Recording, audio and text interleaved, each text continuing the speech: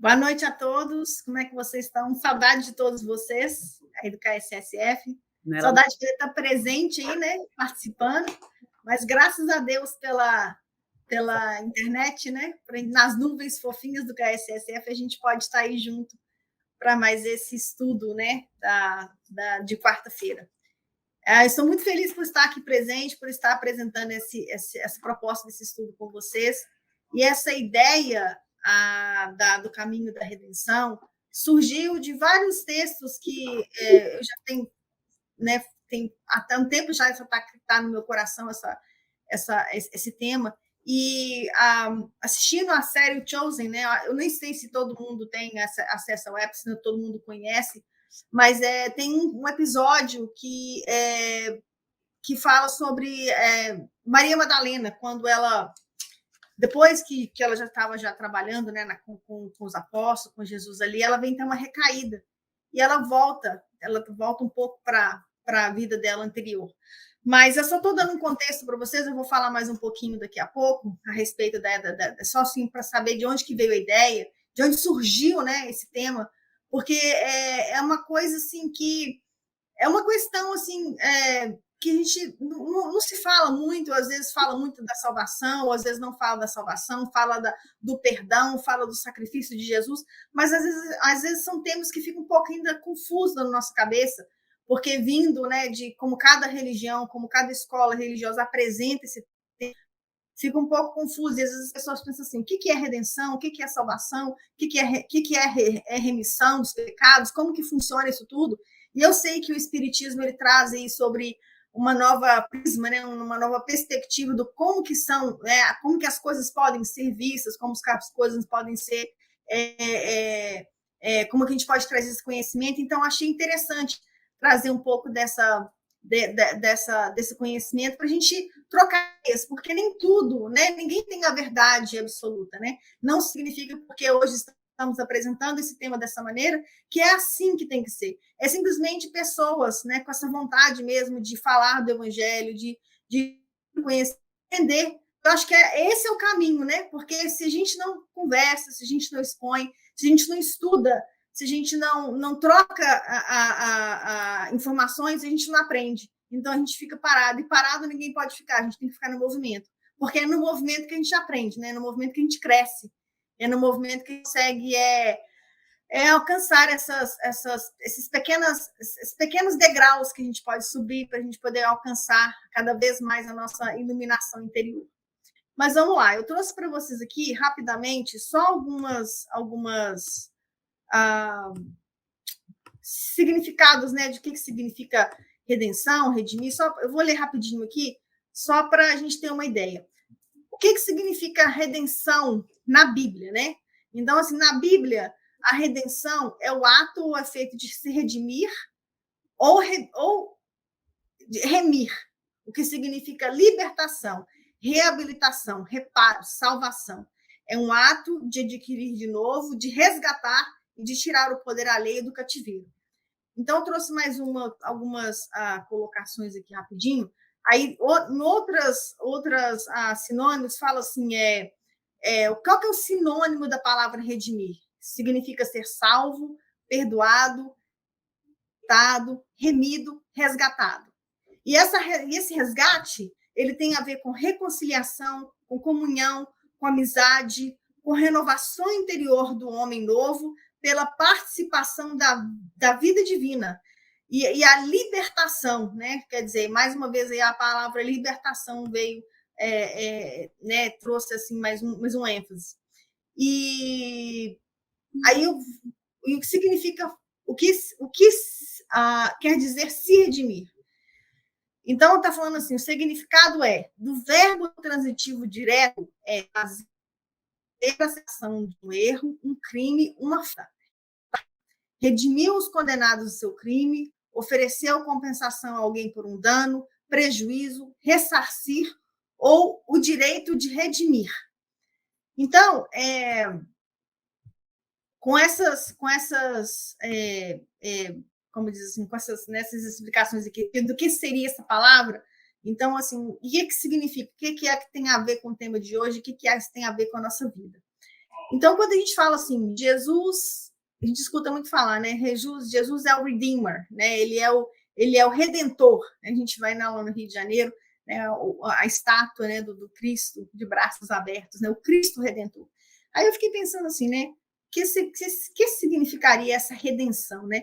Essa redenção do Cristo? Como que parte aí tem Jesus nessa redenção?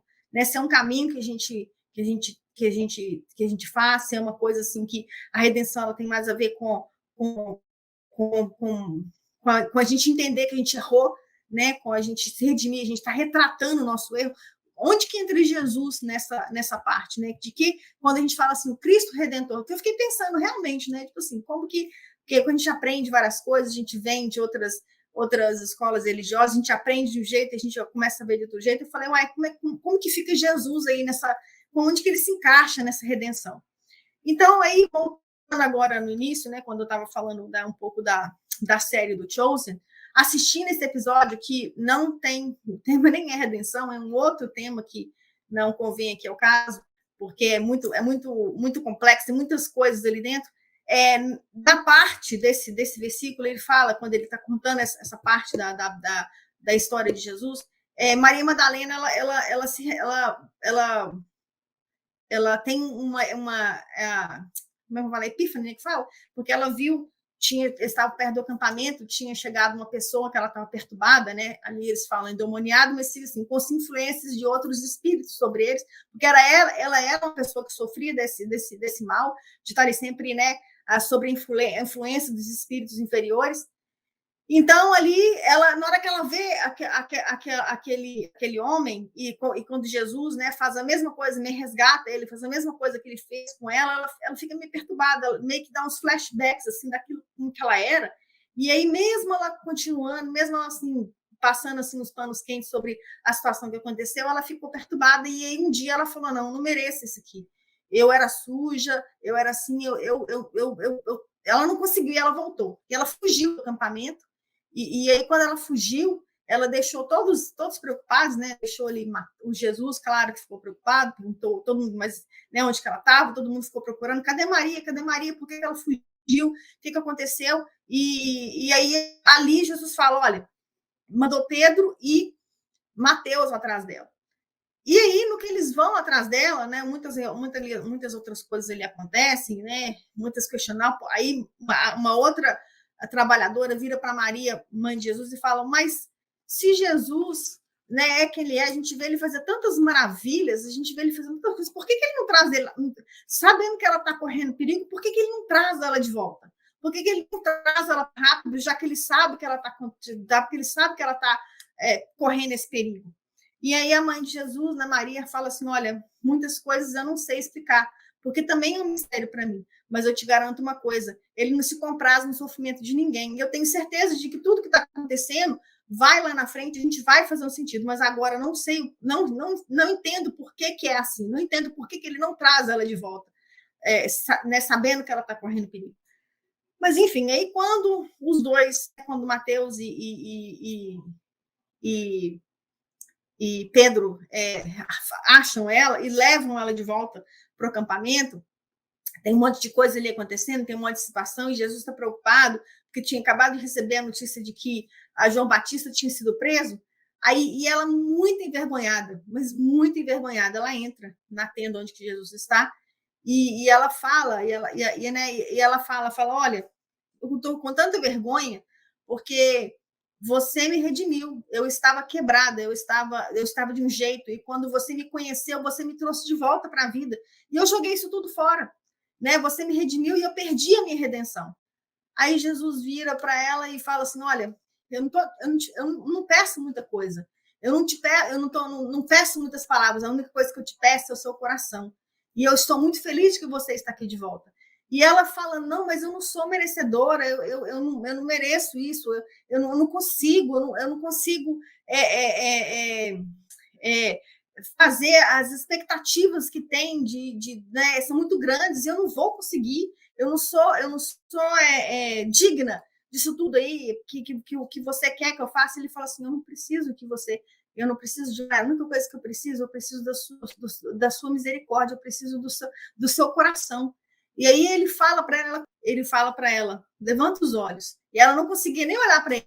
Imagina, gente, a gente nessa situação, né? A gente cometeu uma falha grande, um erro assim terrível, e aí tá na frente do mestre, né? Ele fala: olha para mim, como é que a gente olha, né? Aí ela olha para ele e ele fala: eu já te perdoei, você já está perdoada, né? Aí naquele momento ali, ela, né? Aí ele ainda vira e fala para ela mais uma coisa antes. Ele fala assim: que redenção seria essa se você consegue perder ela num dia, né? Então aí foi daí que eu parei para pensar, fala, que redenção é essa, né? Que tipo assim, quando essa pessoa fala assim, eu estou redeem, eu estou remido, né? Eu estou correto.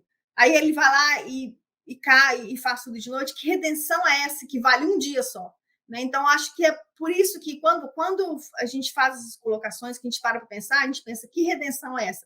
Que a gente perde, né? Na hora que a gente comete o mesmo erro que a gente cometeu, se você, às vezes, quem está recuperando, né? Às vezes, de um vício de drogas, ou com álcool, ou com qualquer que seja, né, o caminho ali que você está tentando se redimir de uma falha que você cometeu. Aí você vai e volta, você tem aquele relapso, né? Aí você fala, nossa, poxa, caí, errei de novo, fiz tudo errado de novo. Mas a boa notícia é que Jesus, ele está sempre nos esperando com os braços abertos. Né? Sempre ele vai ter aquela palavra ali, ele vai sempre estar ali te esperando, falar, olha, você acha que você não é suficiente, mas você é. Você acha que você não pode fazer coisas grandes, mas você pode. E tá tudo certo, sabe por quê? Porque é um dia de cada vez. E aí a gente pensa assim, fala, nossa, como é que funciona isso na nossa vida?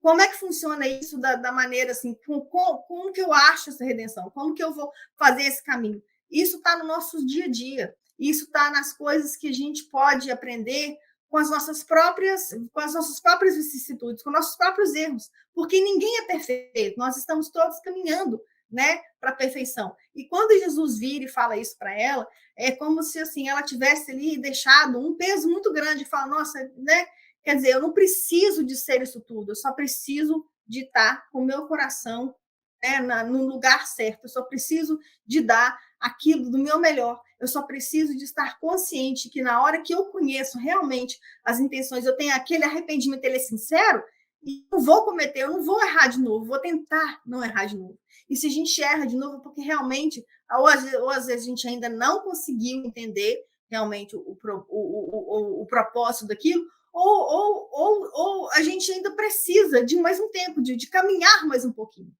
Então, assim, essa redenção, quando a gente está falando, né? Porque como a gente tem aquela ideia, às vezes, né? Eu estou falando assim no geral, quando as pessoas falam assim, o Cristo Salvador, o Cristo Redentor, que ele vai lá, ele já perdoou meus pecados, eu já estou livre, eu já estou salvo.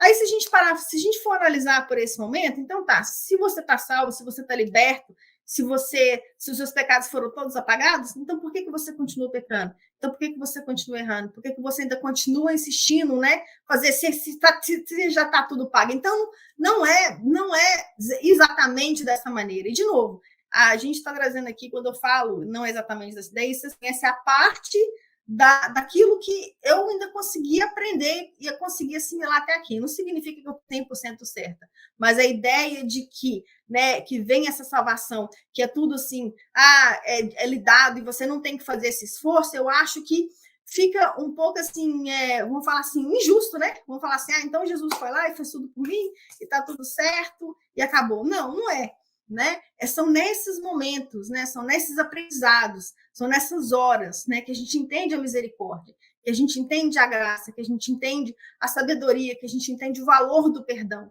né? Você realmente está ali com o seu coração, né? Arrependido, fala, nossa, eu estou triste, mas assim, imagine ali Maria, né, perante Jesus, aquela coisa, falando, nossa, mas você já me tirou dali e eu fui para lá de novo. Quer dizer, né, aí a gente fica com vergonha, mas a boa notícia é que nessa situação, não, né, o julgamento, eu acho que não é, Jesus não está ali, ou Deus não está ali para bater uma terra e falar, você errou, você vai, né, morreu, acabou, e tá, vai para lá, não tem como, não tem conserto, você vai pagar, ou você tem aquela penitência. Eu acho que o próprio pagamento, no caso, né, o próprio, no caso ali, vou falar assim, o nosso conserto. Eu acho que à medida do que você realmente entendeu, fala, olha, eu fiz errado, realmente, eu não deveria ter feito aquilo. Eu acho que o conserto é você entender que você precisa se retratar, né? Você precisa fazer aquele esforço, falar, olha, eu preciso caminhar, e você entende a redenção. Porque se a gente conseguir ter essas redenções ao longo da nossa vida... eu fiquei falando sozinha? Não, estamos lhe ouvindo. Estamos lhe ouvindo. Agora a gente está fazendo companhia aí mais próximo. Eu até assustei. Eu falei, o que aconteceu? Eu fui embalada aqui nos meus pensamentos e já tem 20 minutos que eu estou falando, mas eu vou concluir aqui rapidinho. Pode me perdoar, é porque eu baixei a gente sem saber que estava baixando. Se a Ayrton não desse um toque aqui, que a gente estava fora da janela, eu bem notava. Desculpa, eu falei, o que aconteceu? Mas aqui, voltando, só para me concluir, aí eu deixo vocês falarem, porque já tem um tempão que eu estou falando, que já engatei aqui e não parei. Mas é só uma. Aí a gente, só para ficar mais fácil, às vezes, assim, para a gente trazer um pouco mais perto, né? Às vezes, das experiências que a gente tem, dos ensinamentos que a gente tem dentro da doutrina espírita. No livro Paulo Estevão, que não tem como a gente falar de redenção também se não falar de Paulo, né?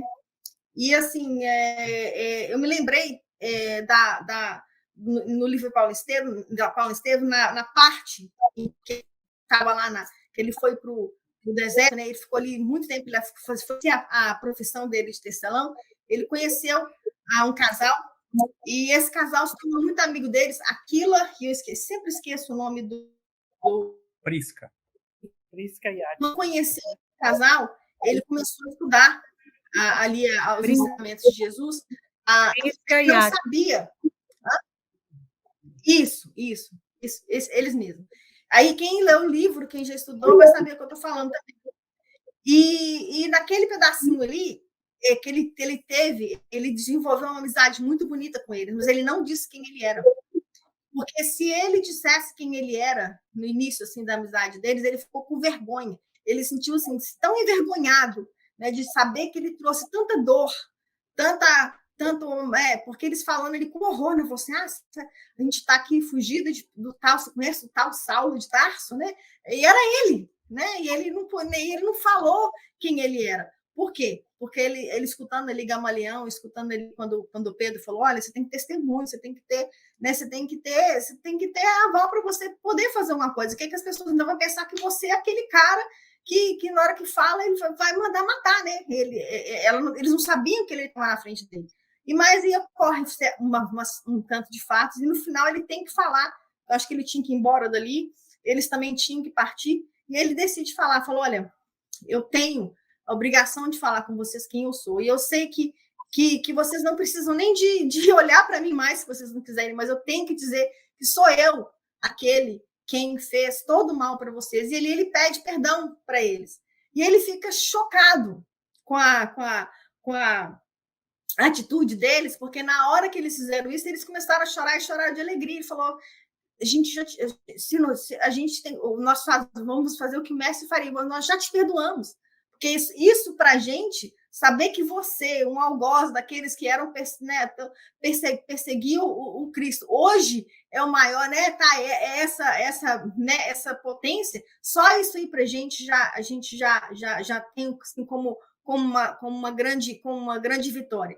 Então, quer dizer, Paulo, nesses pequenos... Se a gente olhar Paulo Estevão, quantas vezes Paulo ali, ele teve essa redenção, até ele chegar a ser quem ele foi. Ele simplesmente não chegou e teve a visão de Jesus e ficou cego e se tornou Paulo da noite para o dia. Não, ele fez todo um caminho, né? Em uma encarnação só. É claro que a gente...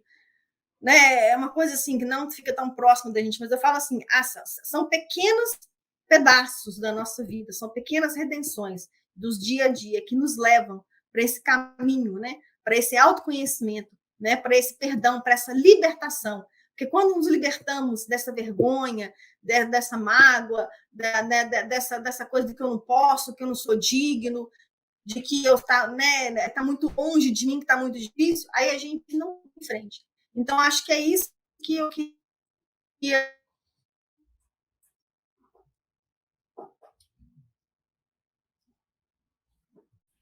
Caiu? Então, voltei. Caiu? Voltou. Falhou um pouquinho, mas voltou. Voltou? Eu só queria, então, agora eu passo para a Marisa ou para o Ayrton, para um dos dois que quiser aí dar continuidade. Desculpa, eu falei porque esse texto para a gente poder já mais um pouquinho. Essa moça Marlene botou aí, ó, essa passagem de Paulo nos ajuda a compreender o esquecimento das vidas passadas e a redenção pelo amor e, consequentemente, pelo perdão. Isso aí, Marlene. Isso mesmo. Isso daí. Agora vamos lá, Marisa, Ayrton. Boa noite a todos. Obrigado, Adriana. Eu acho que é muito válido esse tema que você propôs. Mas antes até da minha fala, eu acho que vale a gente fazer um disclaimer a respeito do The Chosen. Para quem quiser assistir, é uma série maravilhosa, é muito bonita. Uma visão muito diferente de Jesus, uma visão humanizada de Jesus, né? Humanizada não no sentido pejorativo, mas o disclaimer é porque, para que o enredo faça sentido, existem coisas que eles colocam ali que não existe comprovação bíblica.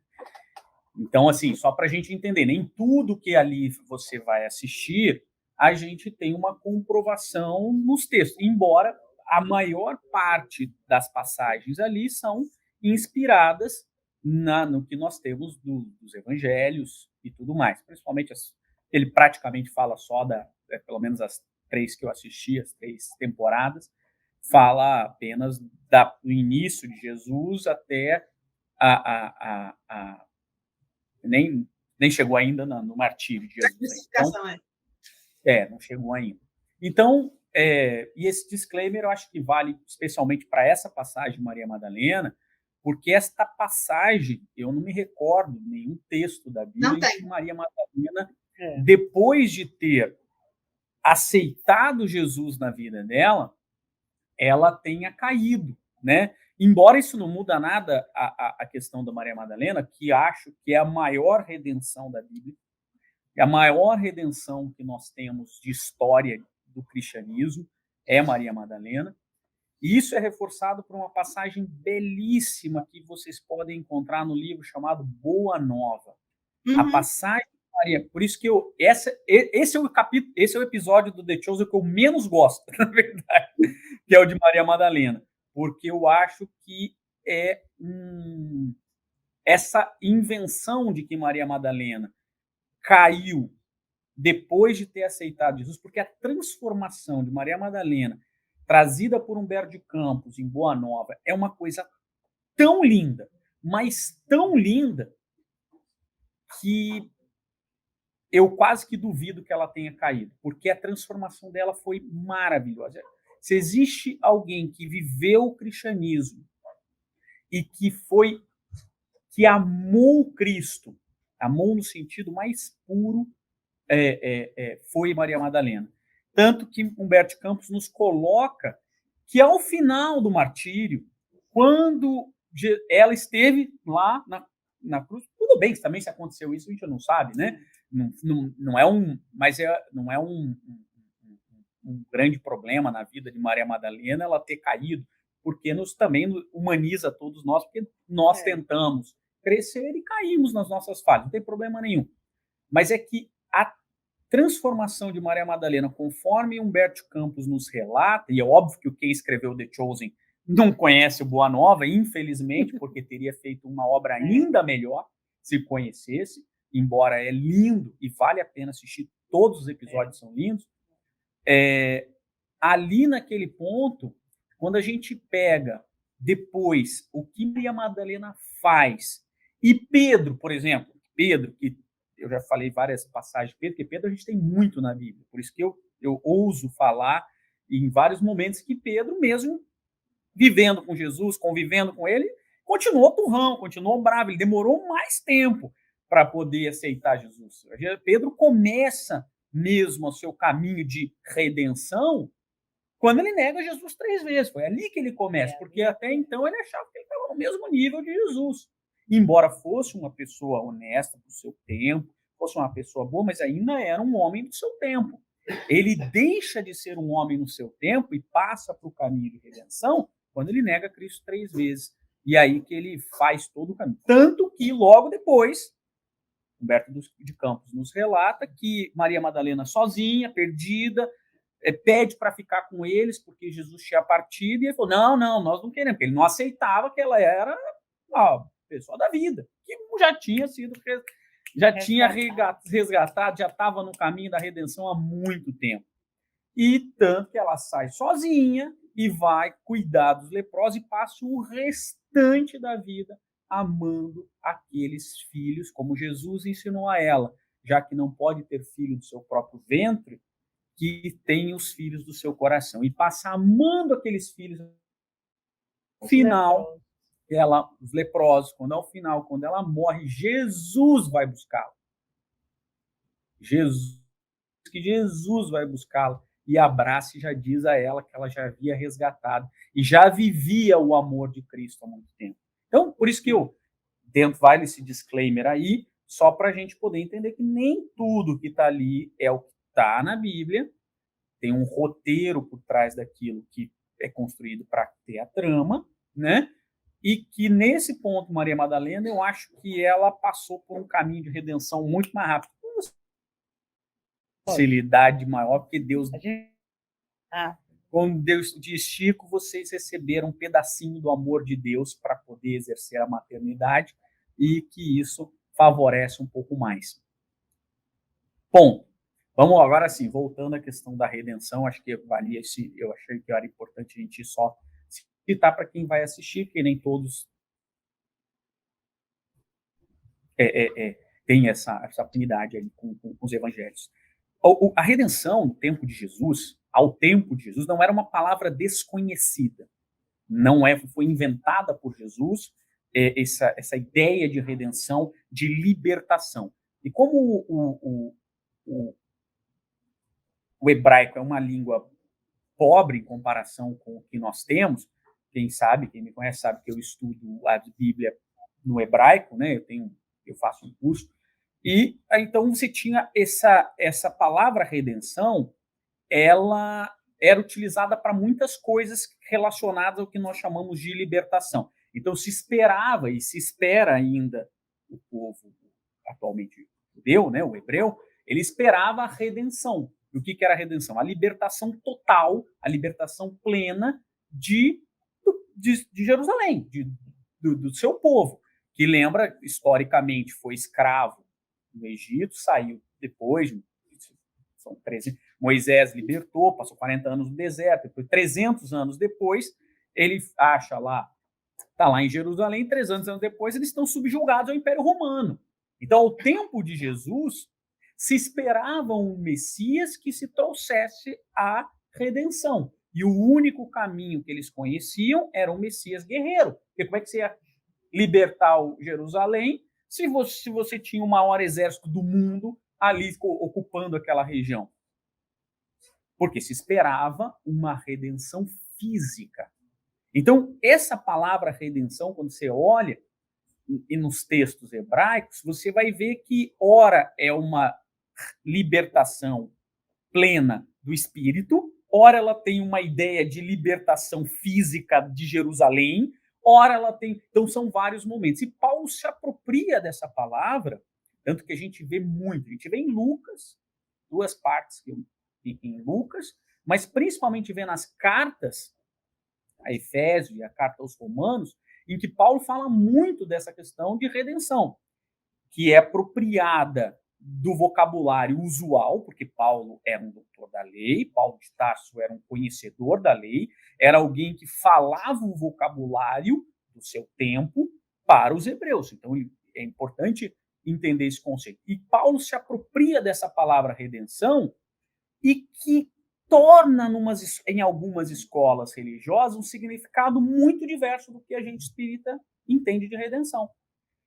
Então, Paulo se apropria disso e utiliza no sentido, no meu entender, de redenção do espírito. né? Não a redenção, só a libertação física de Israel, conhecida hoje como Israel, na época Jerusalém, né? Então, reino de Judá também, né? Então, você tem, Paulo usa essa palavra para dizer claramente sobre que Jesus, ele é um instrumento de redenção, de libertação, de remissão dos pecados como um todo, né? Para o povo que o segue. Então, por isso que ele é ungido, um Messias, né? Bom, as escolas religiosas, ao interpretarem essas cartas de Paulo, dizem que, e associada à ideia, por que eu estou trabalhando essa questão histórica? Porque a maioria das escolas religiosas cristãs trabalham o mesmo conceito que os judeus, os hebreus do seu tempo falavam, um Messias que vem libertar o pecado do mundo. Como num sentido mágico. Você vai ser vai receber o Cristo, como a Adriana colocou de uma maneira muito inteligente, né? Cristo Redentor, no sentido de que ele vai fazer um passe de mágica. Né? Ele vem, ou então, algumas escolas religiosas esperam um Messias quando Jerusalém, até uma coisa assim, quando Jerusalém for totalmente livre, ele vem, esse Messias, e vai expurgar os que não prestam, e vai sobrar só os que prestam, e vai tirar o pecado do mundo. Não é assim que a gente aprende na igreja? É uma redenção condicionada, né? É uma redenção condicionada, ela tem sempre uma condição. E o Espiritismo vem trazer de uma maneira... o Espiritismo, eu sou apaixonado porque duas coisas em especial que o Espiritismo vem nos explicar e nos libertar, nos redimir dessas ideias um tanto, às vezes, até pueris. A primeira é a questão do pecado original. Então, nós estamos sofrendo porque temos o pecado original. Então, alguém foi lá e comeu a maçã, que não é maçã, que não está escrito maçã, mas intitularam como maçã, então pode ser maçã.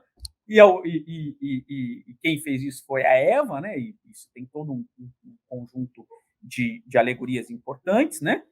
E aí a gente foi expulso do paraíso porque ela pecou, é o pecado original. Então hoje nós sofremos, mas não se preocupem, porque vai chegar e aí vem o outro ponto que o Espiritismo vem combater, o salvacionismo. Então vai chegar um Salvador que vai redimir o pecado do mundo e fica sucio. Né? E nesse meio do caminho você vai vivendo a sua vida e tal, no caminho de Cristo. Ou então você vai fazendo tal coisa, ou então você vai contribuindo com tal igreja, ou então você vai fazendo um monte de coisa. Bom, o Espiritismo fala, olha, o que Cristo veio nos ensinar como redenção é um trabalho árduo, individual, e que cabe a cada um construir por si só, né, nesse sentido. Então, o caminho para a redenção é um processo. E este processo depende de uma escolha individual. Embora, coletivamente, a gente venha para nos auxiliar, embora Jesus venha para nos dar o caminho, ele vai nos ajudar misericordiosamente, ajudando em cada um dos nossos pontos, mas a redenção, no sentido de ter a libertação plena, ou como a alegoria utilizada no hebreu, né, nos livros antigos, que era a chegada em Jerusalém, né, que é a terra santa, a terra prometida, depende de um percurso que você tem que caminhar. Ninguém vai caminhar com você, nem por você, né?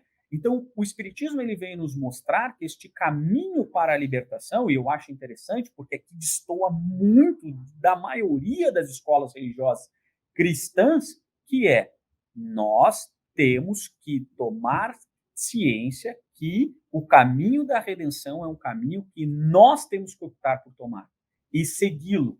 E que não vai ser fácil. E aí, os exemplos que a gente tem de Pedro, a gente tem de Paulo, a gente tem de Maria Madalena, a gente tem que foi um caminho construído. O Espiritismo vem relembrar o cristianismo originário, dizendo que o cristianismo é uma porta aberta para todos que querem optar pelo caminho da redenção. Mas a tarefa de redenção é uma tarefa árdua. Pedro, para receber a sua redenção, foi trabalhar durante anos na casa do caminho, cuidando dos necessitados, cuidando de todos. E aí ele foi quebrando aquela carapaça preconceituosa, machista, dura que ele teve. Pedro era machista, Pedro era duro, Pedro escorraçou Maria Madalena depois de passar 3 anos com Jesus. Não foi no início, porque no início ele também fez. Ele não aceitou que Jesus aceitava Maria Madalena, aceitou os cobradores de impostos. Ele achava que era um absurdo Cristo abrir as portas. E tanto que Jesus falou para Pedro, Pedro, está muito bem narrado lá no livro Estante da Vida, lá do irmão X, falaram, olha, Pedro, eu sou o médico dos doentes. Eu estou aqui, Jesus falando para Pedro, eu estou aqui para os doentes. O meu caminho é para atender quem está doente. Quem é são não precisa de médico. Então, e óbvio que Pedro estava colocando, porque ele nem tinha percebido quão doente ele ainda era. Então, o caminho da redenção, ele passa, como Pedro, perceber que está doente, e ele percebe quando ele nega por 3 vezes. Depois ele fala, bom, agora eu tenho que construir, né, um outro caminho. Se eu estou doente e construir um caminho errado, agora eu vou construir o certo. Então ele passa anos lá na casa do caminho. Ele tem altos e baixos, como aí sim essa parte que a Adriana coloca dessa parte do Chosen é interessante, porque ninguém nasceu santo e ninguém tornou santo só porque conheceu Jesus, né? Pedro não fez isso. Lá no Paulo e Estevão tem a passagem que Pedro está cansado, não aguenta mais fazer esse trabalho, como cada um de nós. Às vezes nós queremos melhorar, nós estamos trabalhando, mas daí a Marisa fala, aí, você pode fazer a palestra para mim, você quer, eu não vou fazer nada, não sei o quê, bababá, estou cansado, aí, sei lá, estou dizendo, por exemplo, né? Não que isso passe comigo, né?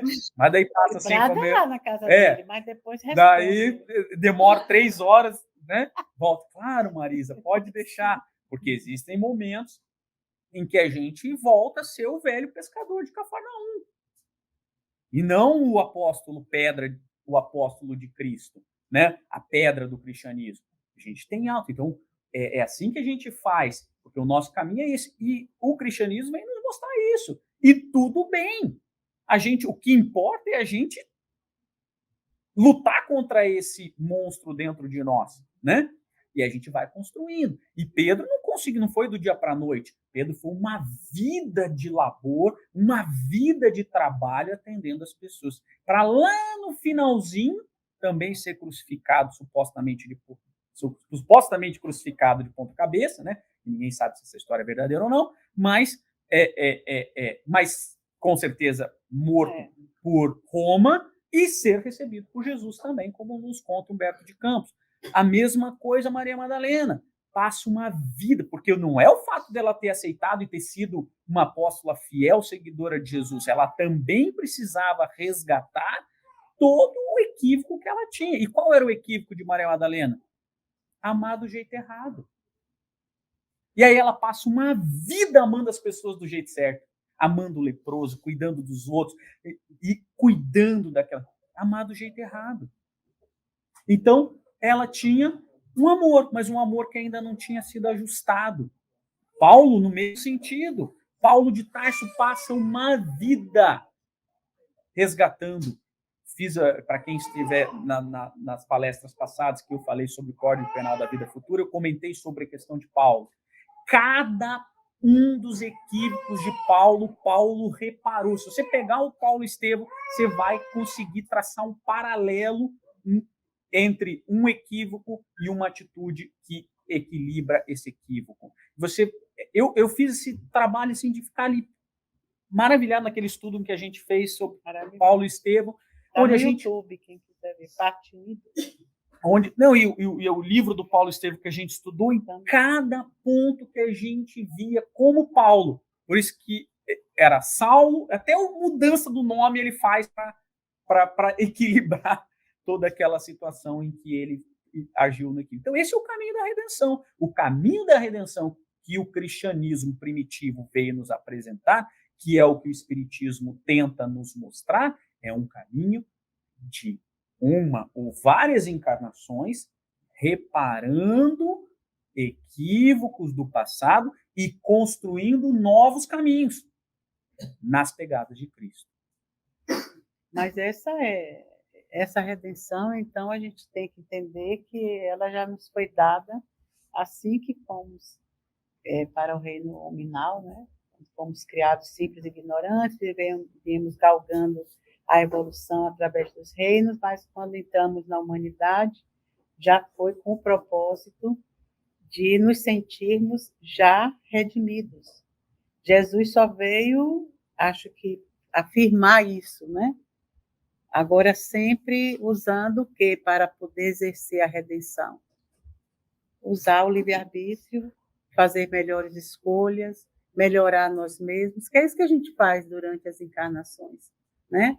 Não tem como fazer isso de uma vez só, a gente vê esses exemplos de Paulo, de Pedro, mas vemos também a insuficiência de possibilidades de Judas na época dele, né? Ele preferiu tirar a própria vida, não aguentou. Então, é você receber a redenção pelas mãos de Jesus, como eles receberam, era como você disse, era um presente meio de grego, não é mais de grego, assim como quem diz assim, puxa, eu tenho que mostrar serviço hoje, nesta encarnação. Ele veio para deixar o exemplo numa encarnação, né? E fechando essa vida aos 33 anos. E a gente pode ir até a hora de morrer naturalmente, ninguém vai nos matar, se for o caso, mas fazer isso de agora por diante, não tem nem o que pensar, né? Como você disse, quando Pedro negou 3 vezes, acabou para ele o prazo de errar. Né? Ele, com as quedas eu já tive, agora eu só posso ter acerto. E foi. Maria, da mesma forma, Madalena. Quer dizer, todos eles, Paulo de Tarso, com aquela convivência pequena com Jesus, só ganhando o desafio de dizer como olha, é o que o Cristo Redentor acho que faz no Rio de Janeiro, né? Quando a gente vê aquela paisagem dele de braços abertos, só dizendo assim, estou esperando vocês. Quem é que vai vir a essa altura, né? Então, é só começar agora, mas depende unicamente das nossas escolhas diárias, né? Cada momentinho da vida, faço isso ou aquilo, tiro ou dou, entendeu? É sempre essa história, né? Entre nós e Deus, nunca entre nós e todo mundo. Todo mundo é só a gente conviver para ser feliz, para ter material humano para que a gente possa trocar. Mas essa ideia da redenção, eu acho que ela é muitíssimo pessoal. É cada um no seu momento, na sua hora, na sua vontade, e decidindo e caindo. Eu achei a ideia de Madalena cair muito bom para a gente. Pode não ser para a história lá, acho que a gente não sabe exatamente como foi, né? Não sabe. Podem ter aliviado Madalena e ter dito assim, não, ela teve queda, não, apaga essa parte aí. Mas a gente sabe que tem a possibilidade de cair. Isso é o melhor de tudo. Puxa vida, eu posso cair e depois levantar. E Deus também nos dá essa liberdade nas encarnações, porque sabe que Ele quer um processo que realmente seja uma redenção definitiva e profunda. Não adianta dizer, não vou mais fazer isso, e aí amanhã começa de novo a fazer. É uma decisão que tem que ser tomada, tem que ser regada, cuidada, porque a gente não escolhe deixar uma coisa por outra e já entra na outra forte. Né? Quando você decide largar alguma coisa que é forte em você, mas é danoso, e você quer entrar por um caminho de uma coisa melhor e que vai realmente lhe trazer mais frutos, você sabe que vai ter trabalho para isso. Não vai ser de uma hora para outra que um desejo vira, né, para outro lado. Então, a gente vive nesse ir e vir, nessas quedas e ascensões, né? Então, saber que estamos redimidos, eu acho que é assim, o presente dos céus, é o que a gente mais tem de bom, é acordar errando e dizer assim, puxa, mas eu estou redimida. Ele já me perdoou e mandou eu continuar nessa hora que eu abri os olhos de manhã. Eu podia ter saído da vida para não errar mais. Mas se ele me deixou aqui é porque eu ainda tenho chance. Então, eu vou valorizar isso. Então, não é dizer assim, eu vou mudar amanhã, mas é dizer assim, eu estou tentando mudar. Não quero mudar ninguém, porque eu sei que eu não consigo. Se eu não consigo a mim, que dirá os outros. Mas, se eu puder fazer alguma coisa por mim, que seja todos os dias dizer obrigada, Senhor, por mais esse dia. Vou continuar tentando. Dizer a Ele isso, garantir a Ele isso. Mesmo que dali para a porta eu já caia, por algum motivo, né? Pisa no rabo do cachorro, alguma coisa, o cachorro lhe morde, qualquer coisa assim. Mas você saber assim, eu tenho essa possibilidade todos os minutos da minha vida nesta encarnação. Vou ter nas outras, mas nesta é aqui e agora, eu já estou em cena, né? É a única que eu conheço, é essa, porque o resto que passou foi pior do que o que é hoje. Hoje é o melhor momento da gente. Todo dia que a gente levanta é o dia mais positivo que a gente pode ter. Então, se a gente não aproveitar pelo menos a ideia, mesmo que não faça muita coisa, a gente tem que ter essa ideia em mente, para poder, uma hora ou outra, ela se aprofundar, ou nesta encarnação ou em outras. Mas se a gente for nessa, levando a ideia, puxa, eu estou liberto dos meus erros. É como se diz, olha, eu perdoo vocês desde aquela hora na cruz, né? Perdoo, vocês não sabem ainda o que fazem, mas procurem saber. Vai ser bom saber o que faz, né? Então, eu acho essa redenção maravilhosa, né, Adri? Desculpa aí, Adri, ter falado aí. Nada.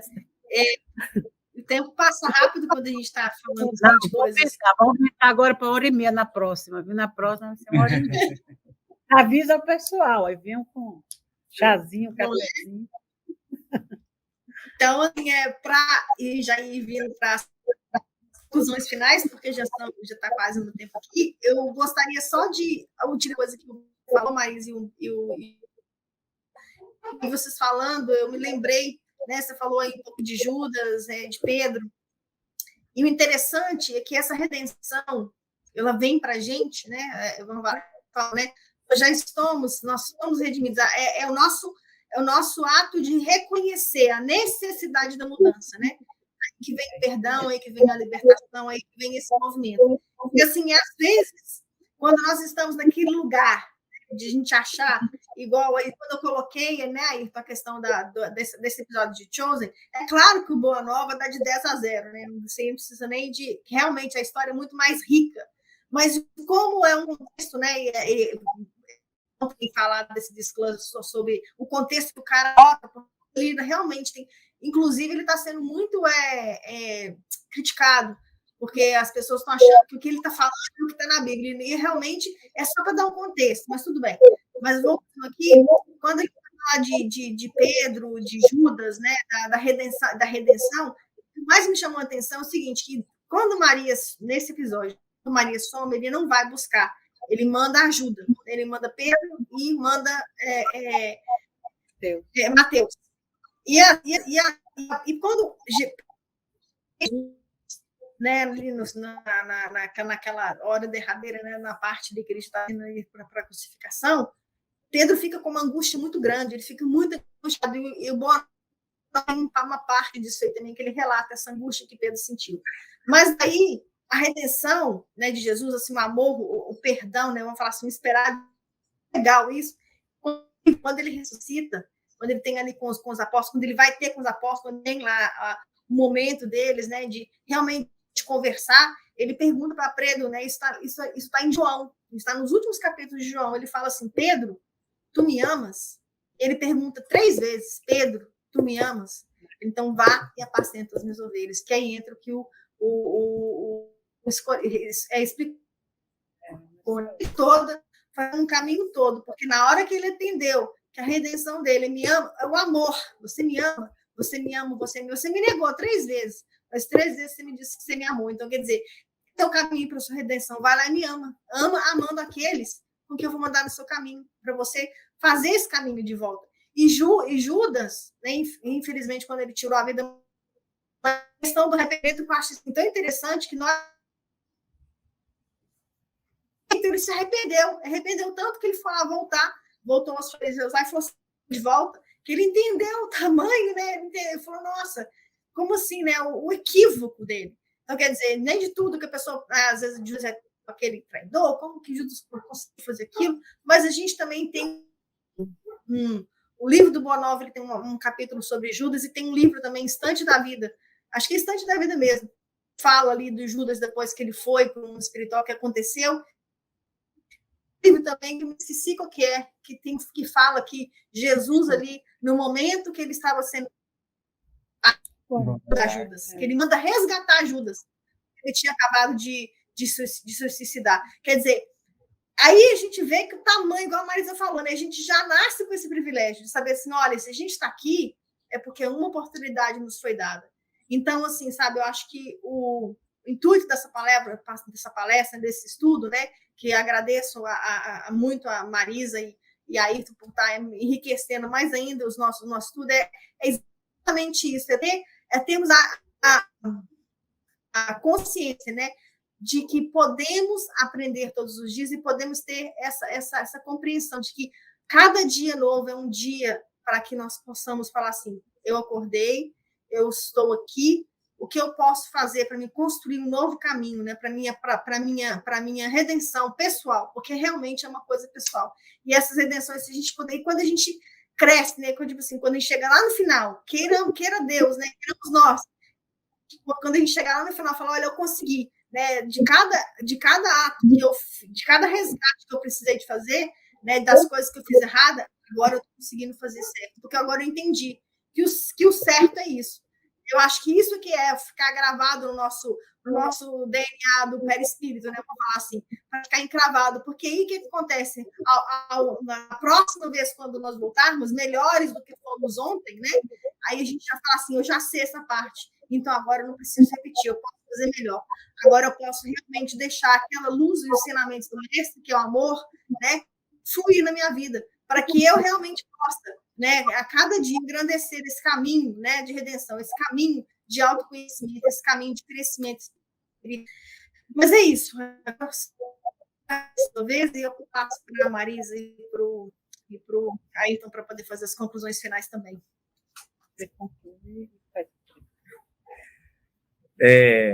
Adriana, a gente que agradece você, a proposta que foi muito bacana. Eu acho que falar desse tema é muito importante, sim. E mesmo esse episódio do The Chosen é muito bonito. Então, mesmo não contando a história, ou foi a história também, a gente nem sabe, né? Contexto, né? Todos eles são muito bonitos. E como a Marisa colocou, o que nos traz que Jesus escolheu pessoas como a gente para ser apóstolo. Porque Jesus poderia, né? Ele não é a gente não aprende isso, que Jesus é dentro do espiritismo, é o espírito crístico. Ele só tem amigos cristos iguais a ele, todo mundo perfeito, 30 e tantos assessores que vieram para cuidar do planeta. Ele não poderia ter escolhido 12. Ninguém quer. Ele não poderia ter escolhido 12 apóstolos, espíritos puros, para vir encarnar com ele, transformar todo mundo. Mas não. Se ele tivesse escolhido isso, a gente não teria identidade com esses apóstolos. Jesus escolhe pessoas como a gente para nos mostrar que o caminho do cristianismo é um caminho de redenção de cada um de nós. De redenção de cada um dos nossos defeitos. E eu, por exemplo, quando estudo a vida eu sempre digo isso, que eu não estudo o pouco que se tem, né, da vida dos apóstolos, eu me identifico com quase todos eles, nos defeitos. Nos defeitos. E aí eu vejo que é possível, é um caminho possível, porque se eles conseguiram, é possível. Judas atingiu a sua redenção salvando a França, como Joana d'Arc. Isso está muito claro no livro Joana d'Arc, do Leon Denis. Então, quem quiser visualizar. Então, às vezes a gente vai pensar lá no sábado de Aleluia e malhar o Judas, não esqueça que ele já se redimiu. E a gente continua malhando ele. Ele não está nem aí que você está malhando o Judas lá no sábado de Aleluia, porque ele já está safo, ele já está tranquilo. Agora, e nós? Né? Será que não temos que malhar o Judas dentro da gente? O Judas que nos incomoda, que nos atrapalha, que traz Jesus todos os dias quando nós somos postos à prova do cristianismo? Né? Buscando esse estudo, eu acabei chegando numa parte lá do Brasil, Coração do Mundo, Pátria do Evangelho, E aí se questionar, será que realmente o Brasil é o coração do mundo, a pátria do evangelho? Com tudo isso que a gente está vendo do Brasil? E aí a conclusão é a seguinte, claro, o evangelho é o evangelho de redenção. Para você poder se redimir, você tem que passar pelas provas. Então, e aí me lembrei, desse livro, né? Quando Ismael, que é o protetor do Brasil, vai falar com Jesus, assim, olha, tá dando tudo errado. Ele tá dando tudo errado. Já estava dando tudo errado. Os caras era para trazer os nossos irmãos africanos como mão de obra trabalhadora. E eles estão sendo trazidos como escravos. Quer dizer, aquilo que era para melhorar está causando entre aspas, karma maior. E Jesus fala, fique tranquilo, eu vou te ajudar. E aí o que ele faz? Como que Jesus ajuda o Brasil? Vai lá nos umbrais da Europa, traz todo mundo que errou na Revolução Francesa, que errou nas guerras cristãs, católicos e protestantes que se matavam em nome de Cristo, falou, ó, pode pegar todos esses e trazer para o Brasil. Aí Ismael deu aquela olhada, falou, eu venho com problema, você me traz 3? Ora, o cristianismo não é um processo de redenção, como é que eu vou redimir um cara que roubou, um político que roubou? Como é que eu vou redimir? Dando a oportunidade dele ser político de novo e não roubar. E se ele roubar, ele vai se redimir depois, porque Judas matou, traiu Jesus e redimiu depois. E como é que você acha que um político que roubou se redime, ele passando necessidade e não reparando o mal que ele fez? Como é que um médico que cometeu diversos abortos se redime? Sendo pediatra, obstetra e salvando, trazendo um monte de gente para o mundo. O cristianismo é a redenção pelo amor, pela reparação pelo amor. Então, quando Jesus coloca para Ismael um monte de gente que saiu lá dos umbrais, é para mostrar que o coração do mundo é a pátria do evangelho e a pátria da redenção. O evangelho é um caminho de redenção para os doentes. É por isso que o Brasil é assim. Eu uso um monte de doente tentando se redimir. E é possível. Dom Pedro não foi lá o segundo? Quem era o Dom Pedro II? Aquele soldado romano que espetou Jesus na cruz. Falou, não tem problema. Olha onde que eu vou te colocar. E ele se redimiu. Parcialmente, óbvio, tem um monte de problemas, um monte de coisa, mas foi né? Então, veja, o caminho que o evangelho nos ensina é um processo. É esse que eu acho que o Espiritismo vem nos mostrar. E esse processo não é numa encarnação, muitas vezes, reiteradas reencarnações.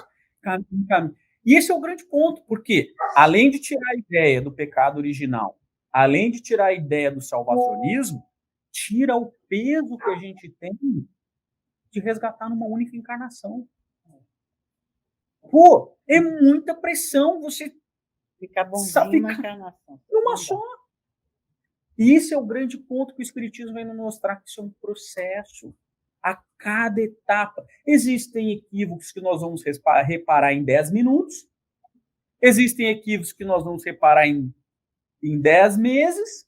Existem equívocos que nós vamos reparar em 10 anos e outros em 10 encarnações.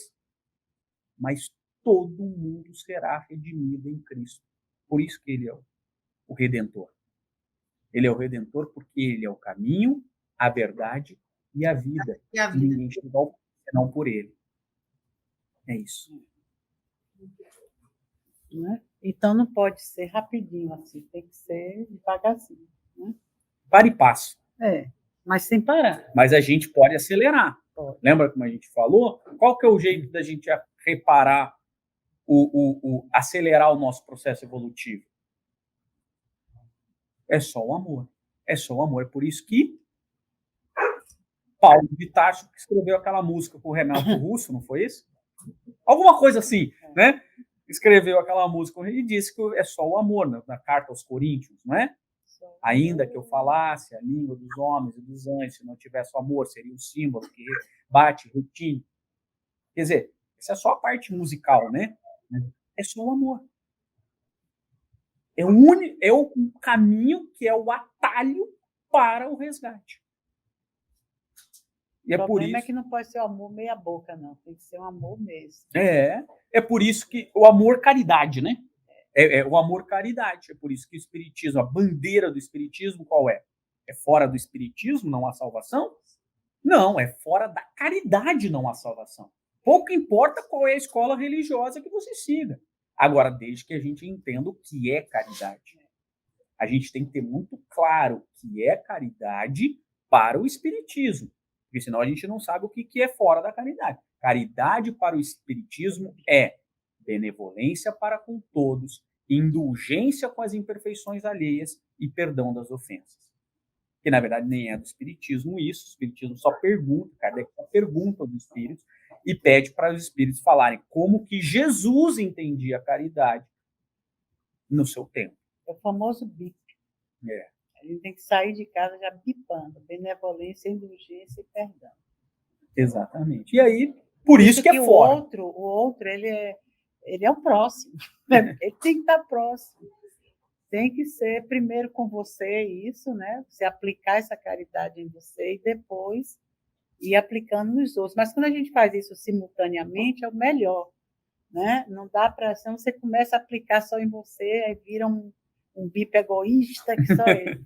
Mas quando você faz e dá e recebe esse bip, é muito legal. Às vezes você só recebe por você mesmo, né? Porque você não espera do outro. Às vezes você aplica essa benevolência, essa indulgência, o perdão com o seu próximo, mas não necessariamente ele tem que fazer a mesma coisa por você. Então, se você exige isso de volta, se dê logo. Digo, deixa eu agarrar meu bico primeiro, eu já me perdoo, estou bem comigo mesmo, e agora eu vou olhar o outro e dizer, não, ele pode errar. Lógico, eu já errei tanto e queria que me perdoasse, agora o cara está lá errando, vamos devagar com ele.